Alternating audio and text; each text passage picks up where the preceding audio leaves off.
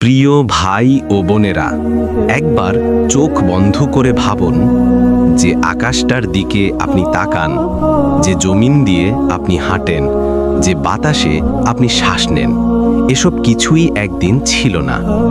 ছিল শুধু এক আল্লাহ, যিনি ছিলেন চিরকাল, থাকবেন চিরকাল। তারপর আল্লাহ যখন বললেন, অন্ধকারের মাঝ থেকে আলো জন্ম নিল, আসমান সৃষ্টি হলো, জমিন সাজিয়ে দিলেন পাহাড়, নদী, সমুদ্র দিয়ে। এরপর তিনি তৈরি করলেন তার সেরা সৃষ্টি, আদম আলাইহিস সালাম। মাটির সৃষ্টি, কিন্তু মর্যাদায় সবচেয়ে উঁচু। আল্লাহ তার মাঝে রূহ ফুঁকে দিলেন, আর সেই মুহূর্তে শুরু হলো মানবজাতির যাত্রা। ফেরেশতারা সাজদা করল, কারণ এটা ছিল আল্লাহর আদেশ। কিন্তু ইবলিস অহংকারে বলল, আমি সাজদা করব না। সেদিন থেকেই শুরু হলো মানুষের পরীক্ষার জীবন।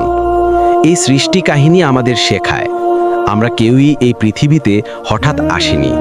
আমাদের স্রষ্টা আছেন, উদ্দেশ্য আছে, আর একদিন তাকেই ফিরে যেতে হবে। হে আল্লাহ, আমাদের হৃদয় তোমার দিকে ফিরিয়ে দাও, আমাদের গুনাহ মাফ করে দাও, আর তোমার পথে স্থির রাখো। আমিন।